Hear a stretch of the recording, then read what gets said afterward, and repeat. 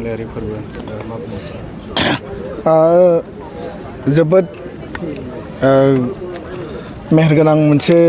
हाबाफारिनि गेजेरजों ब्रैथि क'क्राझार लिटारेरि फेस्टिभेला दिनै इनागुरेल जाबाय आरो बे हाबाफारियाव जों बयबो बाहागो लादों।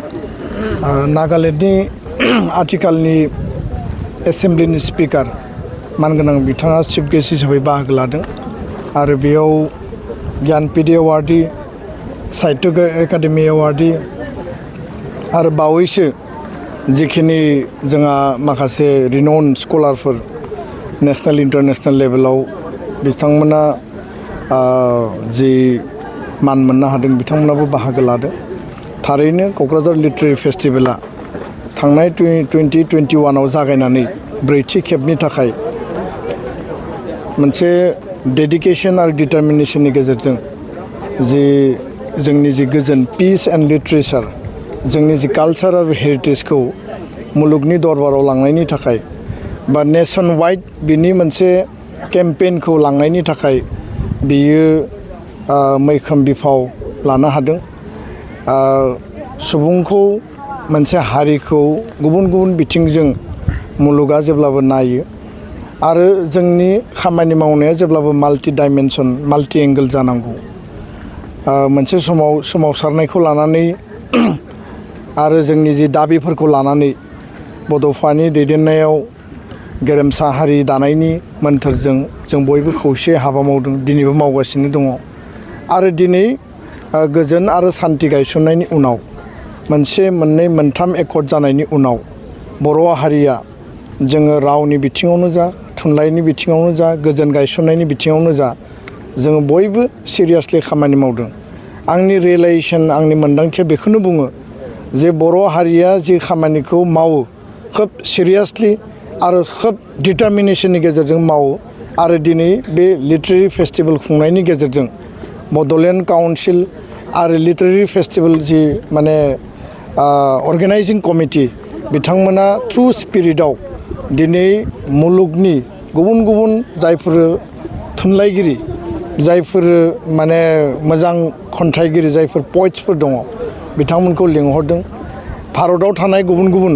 जेफोर सिडिउल आरो आनसिडिउल लेंगुवेजनि जायफोर रिनाउन्ड आरो इमिनेन्ट थुनलाइगिरिफोर दङ बिथांमोनखौ लिंहरदों। बिथांमोना क'क्राझाराव फैनानै बर' हारिखौ बर'नि समाज बर'नि थासारि आरो बर'नि जिखिनि जोंनि लिटारेचार दङ जोंनि जिखिनि रिसर्स दङ आरो जोंखौ बुजिनांगौनि थाखाय बिथांमोनखौ बुजिहोनांगौनि थाखाय जोंनि जे मोनसे आन्डारस्टेन्डिं जोंनि मोनसे जे हारमनि जोंनि जे मोनसे प्रस्पेरिटि बेखौ बुजिहोनांगौनि थाखाय बे मोनसे ब्रिज बिल्डिं आरो बेखायनो क'क्राझार लिटारेरि फेस्टिभेलजों बर' हारिनि थामोन्था रैखाथि आरो जोंनि फिउचार जि जेनेरेसननि मोनसे माइल खुन्थिया गायसननायनि प्लेनिंखौ अलरेडि आरम्भ खालामबाय आरो बे फेस्टिभेला मुलुग दरबाराव माने गोजौ आथालाव आरो गोजौसिन आथालाव सहैगोन। खारन बे फेस्टिभेलनि गेजेरजों गोथौनिफ्राय गोथौसिन थुनलाइ सोरजिनायनि थाखाय बा साबसिननिफ्राय साबसिन जोङो लिटारेरि क्रिएसन खालामनायनि थाखाय हाबाफारिया अलरेडि सोलिगासिनो आरो बिनिफ्राय जोङो मोजां थुनलाइ मोजां जोङो माने नभेल मोजां खन्थाइ आरो लिटारेचारनि जिफोर दिग दङ बेखौ जोङो मोजाङै बुजिनो हागोन आरो बे मोनसे बौद्धिक जि मोनसे सान्थौ आरो जि मोनसे जोंनि जि हाबा मावनाय बर' हारिनि मोनसे जुगामि हाबा होननानै आं बुंनो सानो आरो बर' हारिया गोजोनखौ लानानै थुनलाइनि गेजेरजों थांना थानायनि जि मोनसे सिमां आरो गिबि समनिफ्रायनो जि बर'नि फिसा आइनिफ्राय लानानै बिबार मुगा अलंबार मुगा जेन्थ'खा मुगानिफ्राय लानानै दिनैसिम बर' हारिनि थुनलाइ सोरजिनाया 100 इयार्सनि बारबाय। बियो रिटेन फर्माव आनरिटेन फर्माव रोजा रोजा बोसोरनि सिगांनिफ्रायनो बर' थुनलाइया बर'नि आबै आबौ आजै आजौमोननि खुगायाव गोथाङै थांनानै दङमोन आरो दिनै जों बेखौ मोगथां महराव दिनैनि जोलैया दिनैनि थुनलाइगिरिफ्रा बेखौ मजबुत खालामदों। बे बिथिङाव बर' थुनलाइ आफाद बे बिथिङाव थुनलाइ सोरजिगिरि जायफोर एकाडेमि एवार्ड मोनदों आरो जायफोरा